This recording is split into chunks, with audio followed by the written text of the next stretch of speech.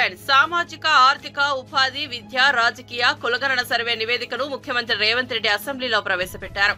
ఈ సందర్భంగా నివేదికలోని అంశాలను సీఎం వివరించారు. గత ప్రభుత్వం సమగ్ర సర్వేను అసెంబ్లీలో మంత్రివర్గం ముందు ఎందుకు పెట్టలేదని రేవంత్ రెడ్డి ప్రశ్నించారు. బీఆర్ఎస్ నేతలు సమగ్ర సర్వే వివరాలను దాచిపెట్టి ఎన్నికల కోసం వాడుకున్నారని ఆరోపించారు. తాము చేపట్టిన కుల సర్వే మొత్తం 4 భాగాలుగా ఉందన్నారు. 4వ భాగంలో పౌరుల వ్యక్తిగత సమాచారం ఉన్న నేపథ్యంలో వ్యక్తిగత గోప్యత చట్టం ప్రకారం వివరాలను ప్రవేశపెట్టలేదని చెప్పారు. బీసీలు మొత్తం బీసీల పాపులేషన్ అధ్యక్ష 1,64,09,179 మంది అధ్యక్ష. ఎంతలో 3,54,00,000 మందిలోనే 46.25% అధ్యక్ష.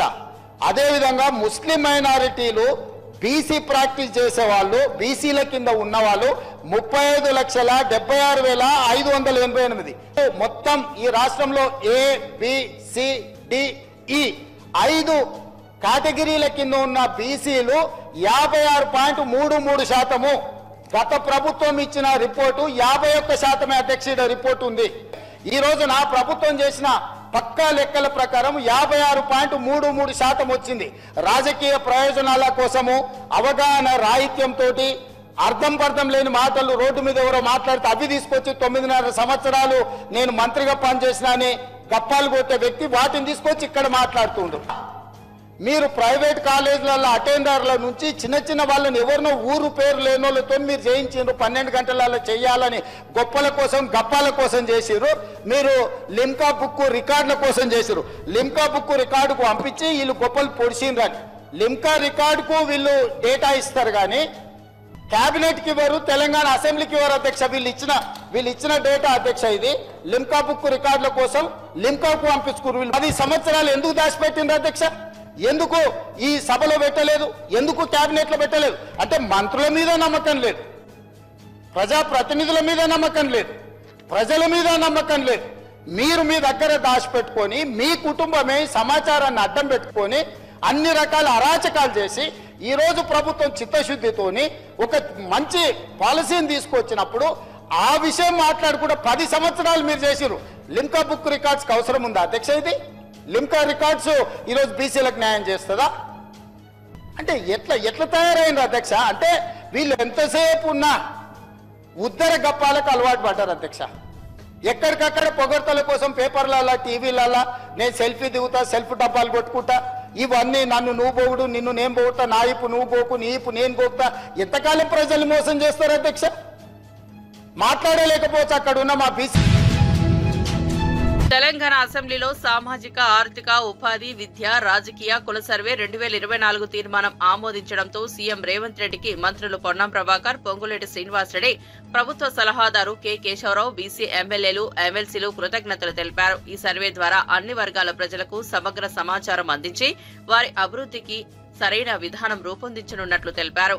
బీసీలకు సముచిత న్యాయం చేసేందుకు ఈ సర్వే సహాయపడుతుందని నేతలు పేర్కొన్నారు. దీనివల్ల ప్రభుత్వానికి తగిన విధాన నిర్ణయాలు తీసుకునే అవకాశం ఉంటుందని తెలిపారు. తెలంగాణ అసెంబ్లీలో బీసీ కులగణన బిల్లుపై తీర్మానం చేసి దాన్ని కేంద్ర ప్రభుత్వ డెడికేషన్ కమిషన్ కు పంపిన సందర్భంగా మంత్రులు పొన్నం ప్రభాకర్, ఉత్తమ్ కుమార్ రెడ్డి పరస్పరంగా సన్మానించుకున్నారు. బీసీల హక్కుల పరిరక్షణ, వారికి న్యాయం చేసేందుకు ఈ తీర్మానం కీలకమని వారు వ్యాఖ్యానించారు. బీసీలకు వారి జనాభా ప్రాతిపదికన హక్కులు లభించేలా ప్రభుత్వం కృషి చేస్తోందన్నారు. ఈ బిల్లుతో సామాజిక న్యాయం మరింత బలోపేతం అవుతుందని మంత్రులు తెలిపారు. తెలంగాణ అసెంబ్లీలో సీఎం రేవంత్ రెడ్డిపై బీఆర్ఎస్ నేత కేటీఆర్ తీవ్ర విమర్శలు గుప్పించారు. రాష్ట్ర అభివృద్ధికి సంబంధించిన కీలక విషయాల్లో అనుభవం లేకుండా ప్రభుత్వం నిర్ణయాలు తీసుకుంటుందని ఆరోపించారు. నీకు కేసీఆర్ కు తేడా ఇదే అంటూ రేవంత్ పై తీవ్రస్థాయిలో విరుచుకుపడ్డారు. ప్రభుత్వ విధానాలు రాష్ట్ర ప్రయోజనాలకు వ్యతిరేకంగా ఉన్నాయన్నారు. బీఆర్ఎస్ హయాంలో చేపట్టిన అభివృద్ధి పనులను తక్కువ చేయడానికి కృషి చేస్తున్నారని విమర్శించారు. కేటీఆర్ వ్యాఖ్యలపై అసెంబ్లీలో తీవ్రమైన చర్చ జరిగింది. తీసుకొస్తే మేమేమనుకున్నాం సార్ అంటే నిజంగా కూడా ఈ ప్రత్యేక శాసనసభ సమావేశాల్లో 42% రిజర్వేషన్ అమలు చేయడానికి కామారెడ్డి డిక్లరేషన్లో ఇచ్చిన విధంగా ప్రత్యేకమైన బిల్లు ఏమన్నా తెస్తున్నారేమో, ఆ బిల్లు తెచ్చి వెంటనే శాసనసభలో ఆమోదింపజేసి తద్వారా చట్టబద్ధత కల్పిస్తారేమో అని చెప్పి రాష్ట్ర వ్యాప్తంగా బలహీన వర్గాల సోదరులు కామారెడ్డి డిక్లరేషన్ చూసిన వాళ్ళు ఎదురు చూస్తూ ఉంటారు. కానీ ముఖ్యమంత్రి గారు ఏం చేస్తున్నారు సార్? ఇక్కడ లేచి 4 పేర్లు చదివి, అధ్యక్ష మీ ప్రభుత్వం మీద ప్రజలకు నమ్మకం లేదు. ఎందుకంటే రేవంత్ రెడ్డి గారు మీరే చెప్పినారు, సమగ్ర కుటుంబ సర్వే జరిగినప్పుడు తమరిచ్చిన ఉపన్యాసమే మొత్తం యూట్యూబ్లో ఉంది, అన్ని టీవీలలో ఉంది. ఏమన్నారు సార్ ఆ రోజు? ఆ ముఖ్యమంత్రి చెప్తాడు, సరే ఎవరు పడితే వాళ్ళు వచ్చి మీ ఇంటికి వచ్చి వివరాలు అడిగితే ఇచ్చేస్తారా, అవులగాలు దివానాగాలు ఇచ్చేస్తారా అని మాట్లాడింది రేవంత్ రెడ్డి గారు, మేం కాదు. మీరు చెప్పిన మాటలనే ఎన్యూమరేటర్లకు చూపెట్టి చెప్పినారు, మేము ఇయ్యము మీకు వివరాలు, 57 రకాల వివరాలు అడుగుతున్నారు, ఎట్లిస్తాము మీరే అన్నారు ఆనాడు. ఎవరు పడితే వాళ్ళకి ఇచ్చేస్తామా వివరాలు అని మాట్లాడింది, అదే చూపెట్టి అడిగింది.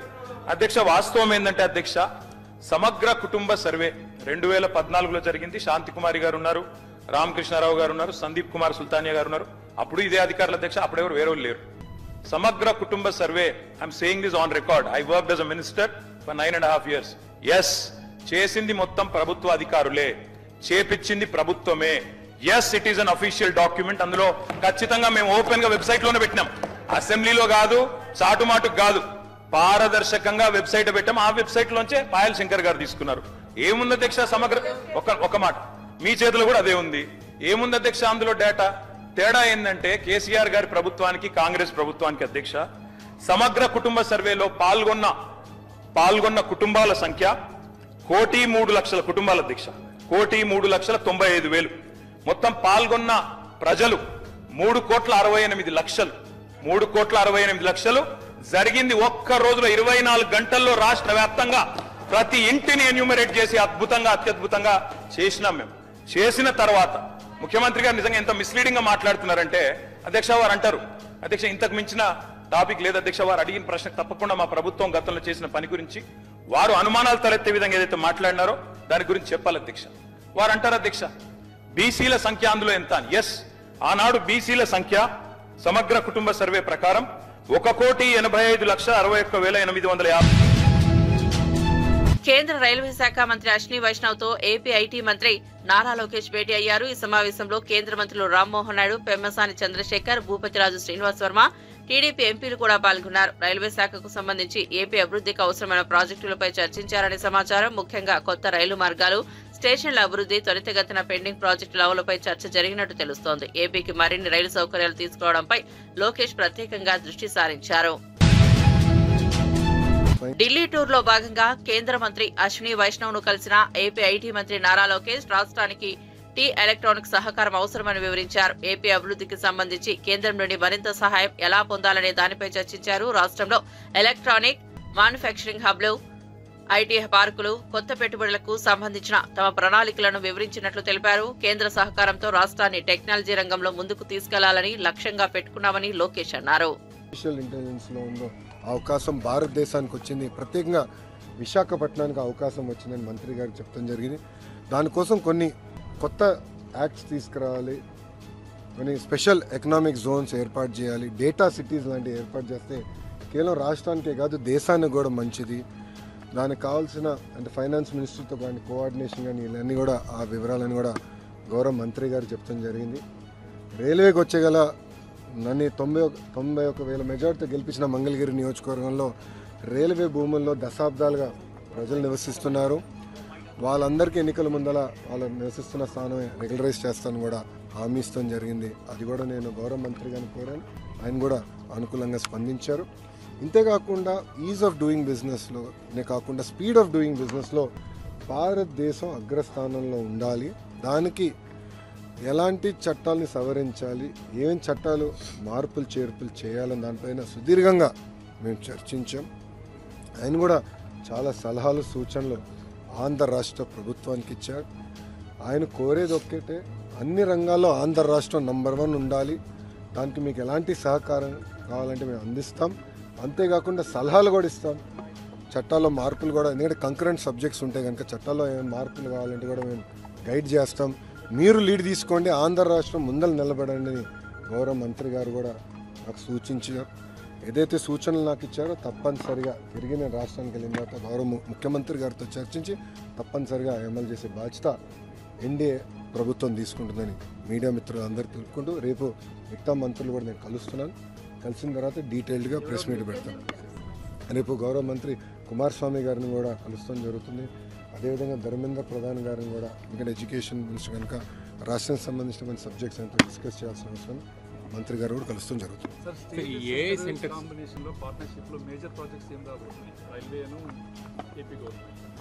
రైల్వేకి సంబంధించి ఆల్రెడీ బడ్జెట్లో చాలా స్పష్టంగా కేటాయింపులు చేశారు, చాలా స్పష్టంగా కేటాయింపులు జరిగినాయి. ఇప్పుడు ప్రాజెక్ట్స్కి వచ్చేగల ఐటీ ఎలక్ట్రానిక్స్ రంగానికి వచ్చేగల పెద్ద ఎత్తున ప్రైవేట్ సెక్టర్ పెట్టుబడులు పెడుతున్నాయి. అవన్నీ ఆంధ్ర రాష్ట్రానికి తీసుకురావాలంటే ఎలాంటి వాతావరణం ఏర్పాటు చేయాలి, అదేవిధంగా కేంద్ర ప్రభుత్వంలో కొన్ని బీసీ కులగణన నివేదికపై తీవ్ర అసంతృప్తితో బీసీ సంఘాల నేతలు బేగంపేటలో సమావేశమయ్యారు. నివేదికలో అనేక తప్పులు, అసత్య సమాచారం ఉందంటూ వారు ఆగ్రహం వ్యక్తం చేశారు.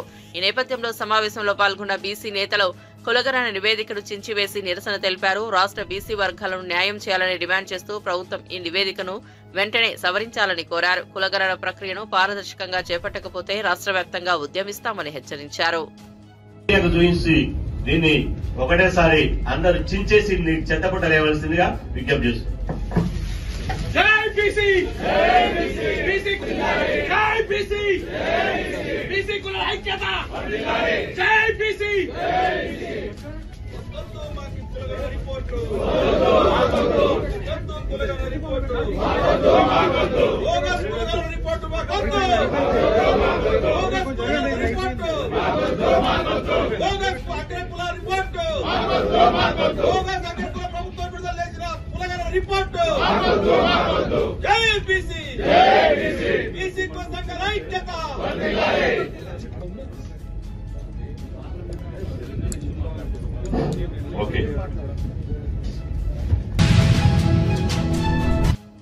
పట్టభద్రుల ఎమ్మెల్సీ ఎన్నికల వ్యూహంపై నాయకులతో విద్యాశాఖ మంత్రి గొట్టిపాటి రవికుమార్ సమావేశం నిర్వహించారు. ఈ ఎన్నికలను సీరియస్ గా తీసుకోవాలని సూచిస్తూ కూటమి అభ్యర్థి రాజశేఖర్ ను గెలిపించేందుకు ప్రతి ఒక్కరూ కృషి చేయాలని కోరారు. బీజేపీ, టీడీపీ, జనసేన కూటమి అభ్యర్థిగా రాజశేఖర్ బరిలో నిలిచిన నేపథ్యంలో ఓటర్లను ప్రభావితం చేసేలా కార్యాచరణ రూపొందించాల్సిన అవసరం ఉందని నేతలకు మార్గదర్శనం చేశారు.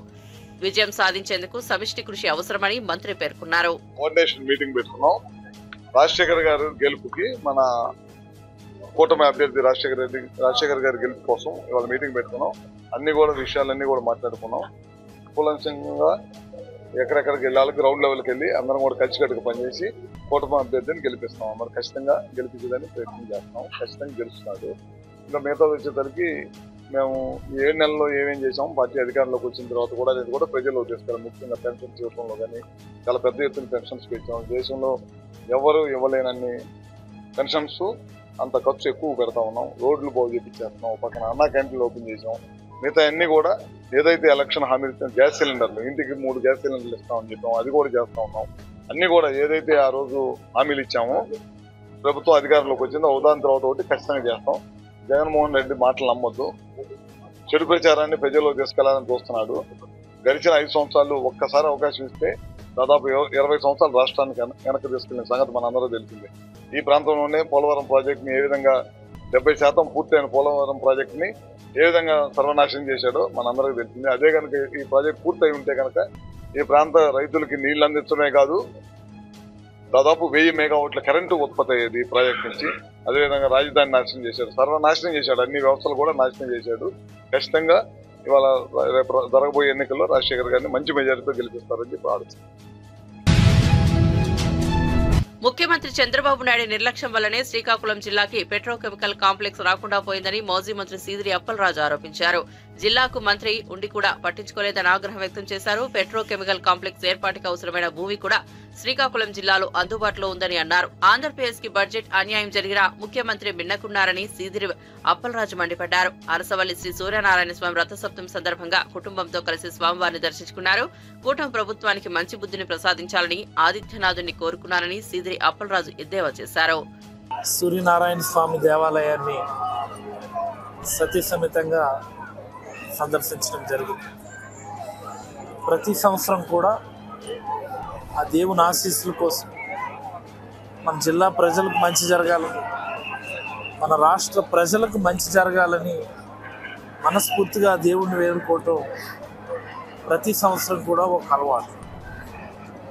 మరి అదే ఈ సందర్భంలో ఈ సంవత్సరం మన రాష్ట్రానికి లేదా మన జిల్లాకు ఉన్నటువంటి కొన్ని ప్రత్యేకమైనటువంటి ఛాలెంజెస్ ఓవర్కమ్ చేయగలిగేటటువంటి ఆ పరిస్థితిని కల్పించాలని ఆ దేవుడిని అయితే నేనైతే మనస్ఫూర్తిగా వేడుకుంటాను. మొదటిది, మన జిల్లాకి జగన్మోహన్ రెడ్డి గారి హయాంలో ఆ రోజు పోర్టు తీసుకొచ్చి అభివృద్ధి పదంలో ఒక అడుగు వేశాం. మరి ఆ అభివృద్ధి ఫలాలు జనాలకు చేరాలి అంటే దానికి అవసరమైనటువంటి యాన్సిలియరీ ఇండస్ట్రీస్ని ఇక్కడికి మనం తీసుకొని రావాల్సినటువంటి అవసరం. జిల్లా ప్రజలందరం కూడా చాలా ఆశగా ఎదురు చూస్తారు. ఏదైతే మనకి విభజన చట్టంలో రావాల్సినటువంటి పెట్రోకెమికల్ అండ్ రిఫైనరీ కాంప్లెక్స్ గతంలో కాకినాడ పోర్టుకు అనుసంధానంగా పెట్టాలను, ఇంకో పోర్టుకు అనుసంధానంగా పెట్టాలని అనుకున్నప్పుడు మన జిల్లాకి ఎలాగో ఒక మంచి ఇండస్ట్రీ కావాలా అని ఒక ఆలోచన చేసినప్పుడు మూలపేట పోర్టు పనులు మొదలైనప్పుడే జగన్మోహన్ రెడ్డి గారు చెప్పడం జరిగింది. పెట్రో రిఫైనరీ కాంప్లెక్స్ మన రాష్ట్రానికి అలాట్మెంట్ జరిగినప్పుడు, కేంద్ర ప్రభుత్వం చట్టం ప్రకారం ఇవ్వాల్సింది మనకి అలాట్మెంట్ జరిగినప్పుడు మా జిల్లాకి ఇవ్వండి సార్ అని ఆ రోజు మేము అందరం కూడా అడగడం జరిగింది. మరి ఈరోజు కేంద్ర ప్రభుత్వం బీపీసీఎల్ పెట్రో రిఫైనరీ కాంప్లెక్స్ మంజూరు చేస్తున్నాం అన్నటువంటి వార్తల నేపథ్యంలో మన జిల్లాలో కావలసినంత ల్యాండ్ బ్యాంక్ ఉంది. మనకి పోర్టు దగ్గరే సాల్ట్ ల్యాండ్ బ్యాంక్ క్రియేట్ చేసి పెట్టాం మేమే. మరి అక్కడ ఈ పెట్రోకెమికల్ అండ్ రిఫైనరీ కాంప్లెక్స్ ఇక్కడే వస్తుందన్న ఆశతో చూస్తుంటే ఎక్కడో నెల్లూరు జిల్లాకి లేకపోతే రామాయపట్నం పోర్టు దగ్గరికి మారుస్తామా అన్నటువంటి వార్త. యువత భవిష్యత్తు కోసం తమ ప్రభుత్వం నిరంతరం కృషి చేస్తోందని ప్రధాని నరేంద్ర మోదీ తెలిపారు. అయితే కొన్ని రాజకీయ పార్టీలు నెరవేర్చలేని హామీలిచ్చి యువతను మోసం చేస్తున్నారని ఆరోపించారు. యువత కోసం బీజేపీ ప్రభుత్వం తీసుకున్న అభివృద్ధి చర్యలను వివరించిన మోదీ ఉద్యోగాలు, స్టార్టప్లకు మద్దతుగా అనేక కార్యక్రమాలు అమలు చేస్తున్నామన్నారు. నిరుద్యోగులను తప్పుదోవ పట్టించే వాగ్దానాలను నమ్మవద్దని ప్రజలకు విజ్ఞప్తి చేశారు. కేంద్రం చేపట్టిన పథకాలు దేశ యువత భవిష్యత్తును మెరుగుపరిచేందుకు సహాయపడతాయని ప్రధాని అన్నారు. वादा तो करते हैं लेकिन पूरा नहीं करते हैं। ये दल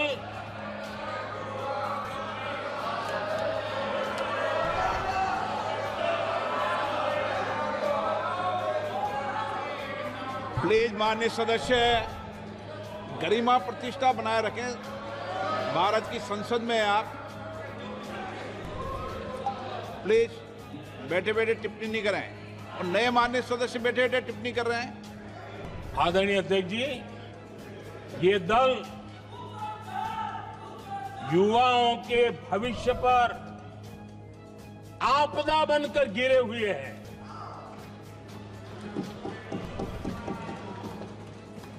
आदरणीय अध्यक्ष जी, हम कैसे काम करते हैं ये हरियाणा में अभी देश ने देखा है। बिना खर्ची बिना पर्ची नौकरी देने का वादा किया था। सरकार बनते ही नौकरी मिल गई नौजवानों को। हम जो कहते हैं उसी का परिणाम है। आदरणीय अध्यक्ष जी, हरियाणा में तीसरी बार भव्य विजय और हरियाणा में के इतिहास में तीसरी बार विजय, ये अपने आप में ऐतिहासिक घटना है। आदरणीय अध्यक्ष जी, महाराष्ट्र में भी ऐतिहासिक परिणाम, जनता जनार्दन के आशीर्वाद। महाराष्ट्र के इतिहास में सत्ता पक्ष के पास इतनी सीटें पहली बार ये जनता जनार्दन के आशीर्वाद से हम करके आए हैं।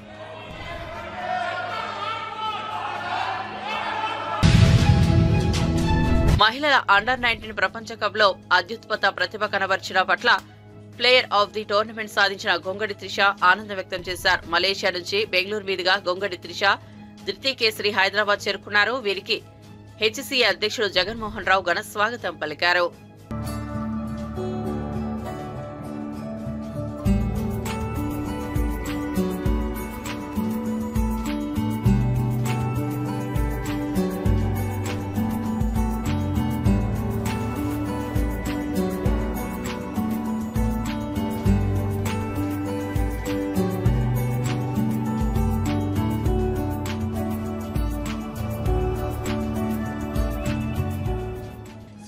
టైం అంత ఆపర్చునిటీస్ రాలేదు.